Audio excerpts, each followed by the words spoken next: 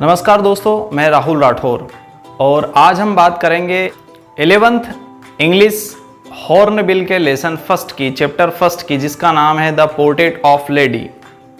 हिंदी में मैंने इसका सारांश, इसकी समरी तैयार की है, उसका वीडियो पहले देखें, उसके बाद ही आज के इस विषय पर हम बात करेंगे। चूँकि आज का जो हमारा टॉपिक है वो है इस लेसन के महत्वपूर्ण क्वेश्चन और आंसर। हिंदी और इंग्लिश दोनों में मैं आपको ये क्वेश्चन आंसर समझाऊंगा। कृपया लास्ट तक पूरा वीडियो जरूर देखें। First question of this lesson, the portrait of lady. Hindi में इसका नाम है एक छायाचित्र दादी का। इसमें एक राइटर है जिसने अपने दादी के बारे में जिक्र किया है। सुनिएगा question number first. The three phases of the author's relationship with his grandmother before left else country to study abroad। यानी कि जो लड़का है, जो ऑथर है, लेखक है, वो विदेश जाने के पहले तक दादी के साथ उसका कैसा रवैया रहा, कैसा बिहेव रहा, इसके बारे में कुछ 3 महत्वपूर्ण बिंदु आपको बताना है, दादी और उसके बीच का रवैया। तो answer is that the 3 phases of the author's relationship with his grandmother before he left the country to study abroad are. यानी कि जब देश छोड़ करके वो विदेश जा रहा था, उसके पहले अपनी दादी के साथ उसका जो बिहेव था वो इसमें बताया गया है। फर्स्ट जो बिहेव है, जो फेस है, वो है चाइल्डहुड यानी बचपन का।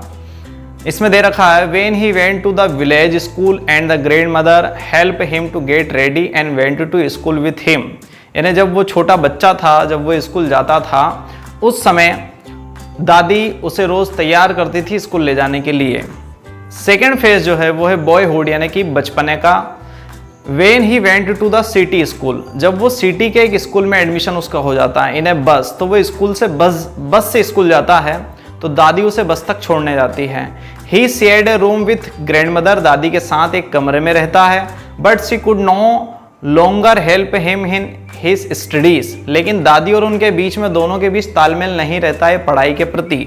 चूंकि दादी बुजुर्ग है, वो अनपढ़ हैं और लड़का जो है वो नए स्कूल में पढ़ रहा है, तो दादी के पास में ऐसी कोई चीज़ नहीं जिससे वो अपने बेटे को पढ़ाई में हेल्प कर सके।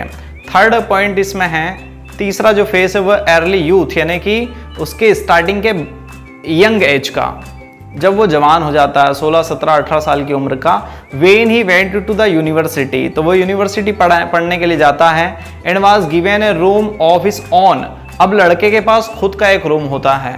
The common link of his friendship was snapped, और अत्यधिक सारे उसके दोस्त जो रहते हैं वो उसके क्लास के ही दोस्त रहते हैं, यानी कि दादी से उसका तालमेल सिटी में ही छूट गया है। The next question is that 3 reason why the author's grandmother was disturb when started going to the city school. जब लड़का सिटी के स्कूल में पढ़ने जाता है तो दादी उसके साथ एक कमरे में रहती है, लेकिन दादी किन किन बातों से डिस्टर्ब है उस लड़के के साथ, सुनिए। The 3 reasons why the author's grandmother was disturbed when he started going to the city school, यानी कि सिटी के स्कूल में जाने के बाद बच्चे और दादी के बीच में क्या तालमेल टूट जाता है और दादी किन किन बातों को पसंद नहीं करती है। पहला point, she hated western science and learning. सबसे पहली बात कि वहाँ पश्चिमी सभ्यता की शिक्षा दी जाती है, तो वो पश्चिमी साइंस, विज्ञान वहाँ का और वहाँ की शिक्षा, इन दोनों को बहुत नफरत करती है दादी। Second point, she was pain to know that there was no teaching of God, और इस बात का भी दादी को दुख है कि उस स्कूल में भगवान के प्रति एंड स्क्रिप्चर दे और ना ही और धर्म के प्रति, इन दोनों के प्रति कोई बात नहीं की जाती किताबों में। थर्ड पॉइंट है, she was allergic to music, वो संगीत से नफरत करती है। सी थॉट या एलर्जी रखती है। She thought it was not meant for decent people, एक सज्जन व्यक्ति के लिए म्यूजिक कोई खास काम नहीं आता है। एंड जेंटल फोक, और ना ही सामान्य लोगों के बीच में। It was the monopoly of prostitutes and beggars, और ये जो संगीत है उनका मानना है कि एक एकाधिकार होता है किसी चीज को मांगने का। तो ये तीनों बातें दादी को बिल्कुल उस बच्चे के शिक्षा में पसंद नहीं आती है, तो इस बात से दादी डिस्टर्ब रहती है। The next question is that 3 way in which the author's grandmother spend her day after he grew up, यानी कि जब दादी अपने बेटे को अपने पोते से अलग हो जाती है, यानी कि पोता विदेश पढ़ने चला जाता है, तो उस समय दादी किस तरह से अपने दिन को स्पेंड करती है, खर्च करती है पूरे दिन को। ऐसे 3 बातें आपको बतानी है। The 3 way answer is that the 3 way in which the author's grandmother spend her day after the grew up. First point, she live alone in her room, वो अपने कमरे में अकेली रहती है। And she had accept her loneliness quietly, और उसने स्वीकार कर लिया है खुद के अकेलेपन को भी। Second point, she said her spinning wheel residing prayer.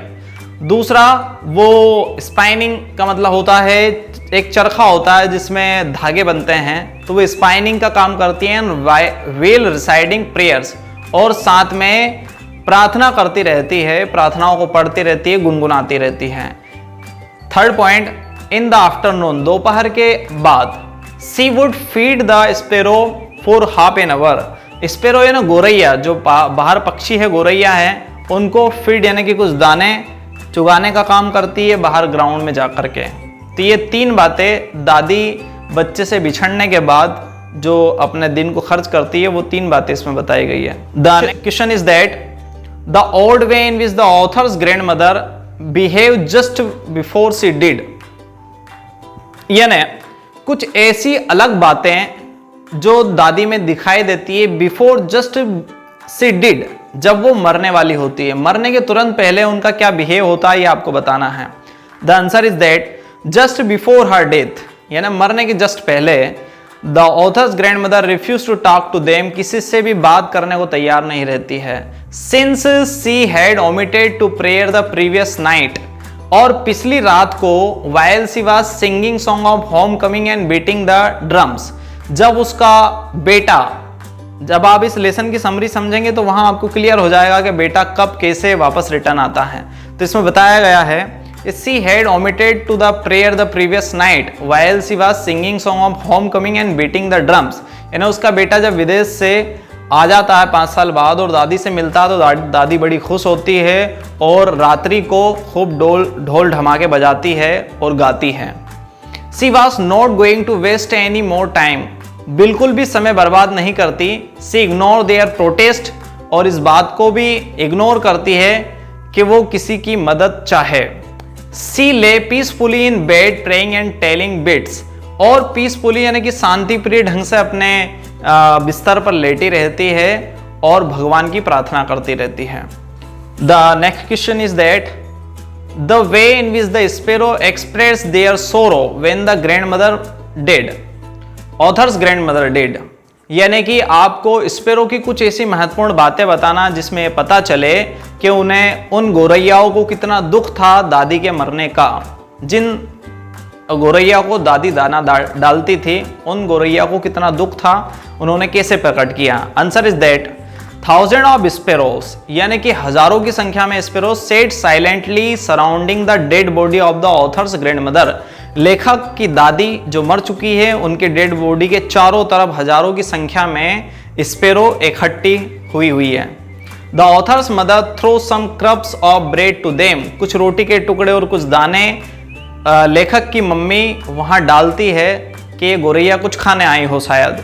They took no notice of them, लेकिन गोरैया उन सारे दानों के ऊपर बिल्कुल ध्यान नहीं देती है। As soon as the grandmother corpse was carried off, लेकिन जब दादी के शव को उठाया जा रहा था, ले जाया जा रहा था फ्यूनरल के लिए, द फ्लो अवे क्वाइटली, तो गोरैया चुपचाप वहां से उड़ करके चली जाती है। Thus the sparrow express their sorrow, इस हिसाब से समझा जा सकता है कि गोरैया ने अपना दुख प्रकट किया वहां चारों तरफ बैठ करके, दाने ना खा करके। अगले जो क्वेश्चन है वो है लॉन्ग आंसर, जो लगभग 4 या 5 नंबर में मार्क में पूछे जाते हैं। तो first question is that the author's grand mother was a religious person, यानी कि लेखक की जो दादी थी वो बहुत ही धार्मिक महिला थी। What are the different way in which we come to now this, आपने इस पूरे लेसन में ऐसी कौन कौन सी बातों को ऑब्जर्व किया है जिससे ये पता चले कि लेखक की जो दादी है वो बहुत ही धार्मिक महिला थी। The answer is that the author's grand mother was a deeply religious lady, यानी कि लेखक की जो दादी है बहुत ही गंभीर रूप से, बहुत ही आत्मीय रूप से एक धार्मिक महिला थी। ये कुछ बातें हैं जिनसे आपको पता चलेगा। We come to now this through the different way of her behaviour, कुछ अलग अलग बातें हैं जो आपको पता चलेगी। She visited the temple every morning and read scripture, daily मंदिर में जाना, वहाँ पर धर्म की बातें सीखना, वहाँ की किताबों को पढ़ना, ये उनकी आदत में शामिल था। तो ये बात से पता चलता है वो धार्मिक महिला थी। आगे कुछ और भी बातें हैं। At home she always mumbled inaudible prayer, बिना बोले कुछ प्रार्थनाएं बड़बड़ाते रहना। And kept telling the beads of rosary, और माला फेरते रहना घर बैठ करके। She would repeated prayer in sing song, रोज गाना, अलग अलग प्रकार की प्रार्थनाओं को गाना। While getting the writers ready for school, जब लड़का तैयार होता है स्कूल जाने के समय, उस समय अलग अलग प्रकार के भजन गाना, ये उनकी आदत में शामिल था। The hope that the wood learn it by heart, और बहुत सारी चीजें उन्होंने अपने हृदय से खुद सीखी थी, अपने हृदय से बहुत सीखी थी।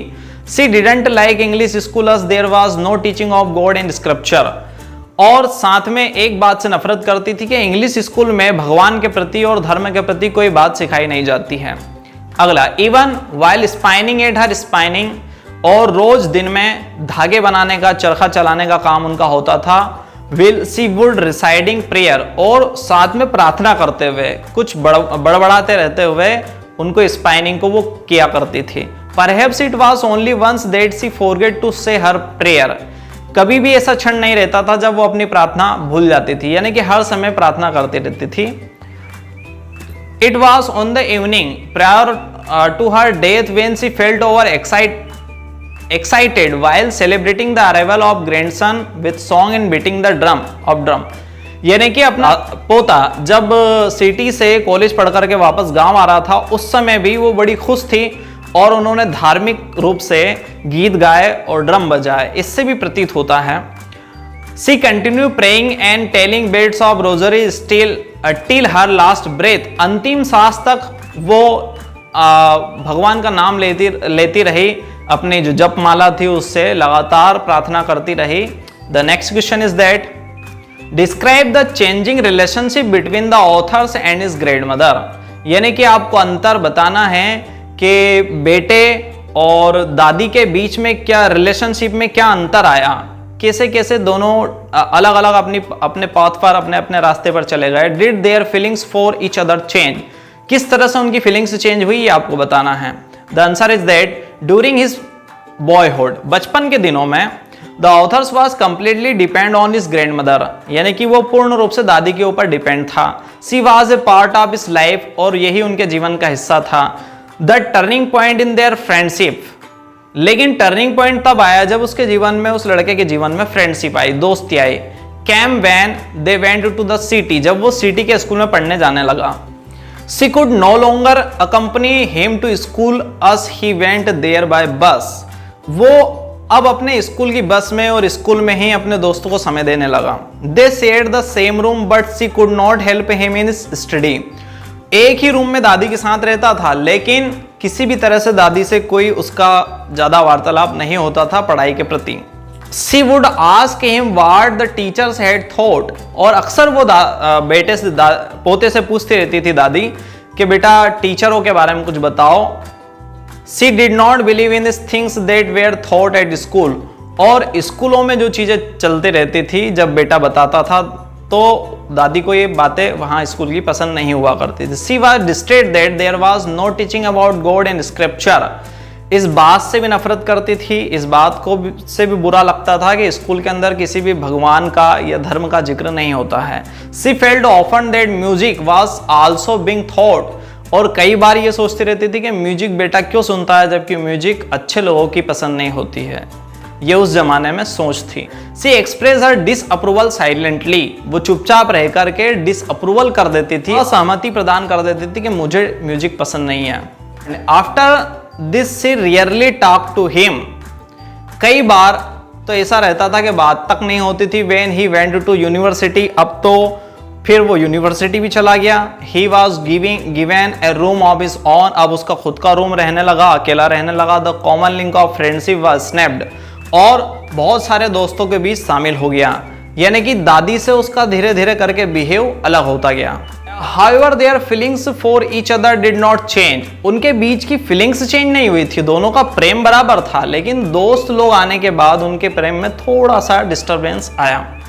They still love each other deeply, वो दोनों बहुत गहरे रूप से एक दूसरे से प्रेम भी करते थे, पोता और दादी।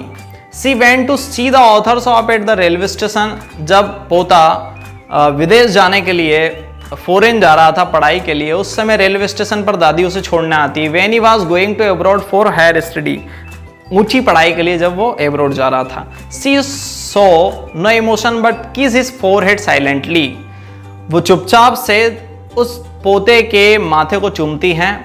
The author's valued this as perhaps the last sign of physical contact with them, और उसे पता है कि उसने उसे बचपन में अपनी गोद में खिलाया है फिजिकली, यानी कि उसको अपने हाथों से छुआ है, बट अब जो पोता है वो बड़ा हो जाता है। When the authors return after 5 years, जब 5 साल बाद बच्चा वापस आता है, she receive at the station, तो him at the station, तो स्टेशन पर दादी उसे मिलने के लिए जाती है। She claps him in arm, अपने हाथों से उसकी कलाई पकड़ती। In the evening she celebrate his homecoming by singing songs and beating an old drums, और उसके आगमन पर गीत गाती है और ड्रम बजाती है। तो इन सब बातों से पता चलता है कि दादी का प्यार बच्चे के लिए बिल्कुल कम नहीं हुआ, लेकिन जो पोता था वो धीरे धीरे उनसे छूटता चला गया। The next question is that would you agree that the author's grandmother was a person strong in a character, क्या आपको लगता है कि इस लेसन को पढ़ने के बाद जो दादी है वो बहुत ही स्ट्रॉन्ग कैरेक्टर, मजबूत पात्र है इस पूरे लेसन का? If yes give instant that so this, अगर आपका उत्तर सही है, हाँ में है, तो आप कुछ ऐसे बातें बताइए जिससे पता चलता है कि दादी बहुत ही स्ट्रेंथ, बहुत पावरफुल पात्र है। यस आई एग्री, जी हाँ हम सहमत है। That the author's grandmother was a person strong in character, इस पूरे लेसन के अंदर जो दादी का कैरेक्टर है बहुत मजबूत कैरेक्टर है। She was a strong women with strong believes, उनका विश्वास भगवान के प्रति बहुत मजबूत है और बहुत मजबूत महिला भी है। Although she was not formally educated, पढ़ाई लिखाई ज़्यादा नहीं है उनकी, लेकिन एजुकेटेड बहुत ज़्यादा है। She was serious about the author's education, लेखक के प्रति, उसकी पढ़ाई के प्रति वो बहुत ज़्यादा सीरियस है कि बच्चा पढ़े। She could not adjust herself to the western way of life, लेकिन वो पश्चिमी सभ्यता की जो एजुकेशन थी, पश्चिमी सभ्यताएं जो थी, उसको अपने जीवन में एडजस्ट नहीं करती थी। साइंस एंड इंग्लिश एजुकेशन, जैसे कि लाइक विज्ञान और English. She hated music and disapproval of its teaching in school, वो नफरत करती थी कि स्कूल में म्यूजिक तक सिखाया जाता है। She was deeply religious lady, बहुत ही धार्मिक महिला थी। Her lips were always moving in silent prayer, वो हमेशा से चुपचाप सी खड़ी खड़ी भी प्रार्थनाएं करती रहती थी भगवान के प्रति। She was always telling the bits of her rosary, और अपने हाथों में माला लेकर के माला जपती रहती थी, ये उनका काम था। सी वेंट टू टेम्पल डेली, रोज मंदिर जाती थी। एंड रीड द स्क्रिप्चर, और कुछ धार्मिक किताबों को लेकर के पढ़ती थी। She was distressed to know that there was no teaching about God and holy books at the Khushwant new English school, जिस स्कूल में वो पढ़ता था बच्चा, वहाँ पर भगवान के प्रति और धर्म के प्रति कोई किताबों का जिक्र नहीं किया गया था। She was a kind lady, वो बहुत दयालु महिला थी। She used to feed dogs in the village, गांव के कुत्तों को कुछ खिलाने का काम उनका होता था। इन द सिटी, जब वो शहर में आई, सी टुक द फीडिंग स्पेरो, तो गोरैयाओं को दाने देने लगी। आल्थो ओल्ड इन ईयर्स, वो बहुत बुजुर्ग महिला थी। एंड वीक इन बॉडी, शरीर से भी बहुत कमजोर थी। She had strong of mind, अपने दिमाग से बहुत मजबूत थी। लेकिन जस्ट बिफोर हर डेड, मरने के तुरंत पहले, she refuse to talk to member of family, परिवार के किसी भी लोगों से वो बातचीत नहीं करना चाहती थी। as she did not want to waste her time, और अपने समय को खराब तक नहीं करना चाहती थी। she wanted to make up for the time last evening, पिछली रात को भी when she had not prayed to God, वो भगवान की प्रार्थना करना भूल गई थी। she lay peacefully in the bed, इसलिए वो चुपचाप से अपने बिस्तर पर लेटी हुई थी। saying prayer and telling the bits of rosary, और वापस नाम जपने लगी ईश्वर का। till she breathed her last, जब तक उनकी अंतिम सांस चलती रही। तो बहुत ही धार्मिक महिला होने के साथ साथ बहुत मजबूत महिला भी थी, इस बात से प्रतीत होता है। The last question is that have you know someone like the author's grandmother, क्या आप किसी ऐसी महिला को जानते हैं जो लेखक की दादी की तरह है? डू यू फील, अगर आप महसूस करते हैं the same sense of loss with regard to someone who you have loved and lost, अगर आपके जीवन में किसी ऐसी महिला को, ऐसी दादी को आपने खोया है, या आपको उनके अंदर ऐसी क्वालिटी दिखाई देती है या इससे बेटर या इस तरह की कोई क्वालिटी दिखाई देती है, तो आप अपने स्वेच्छा से इसका आंसर लिखें। Thank you so much. और इस लेसन को हिंदी में पूर्ण रूप से समझने के लिए आप समरी वाला पूरा प्लेलिस्ट में जाएं और वहां पर हर लेसन की समरी को स्पष्ट हिंदी में समझें, ताकि लेसन के एक एक क्वेश्चन आपको आसानी से समझ में आ सके। Thank you so much. और पसंद आए तो चैनल को सब्सक्राइब भी करें और जो भी 11th क्लास के स्टूडेंट्स हैं उन तक फॉरवर्ड करें। Thank you so much.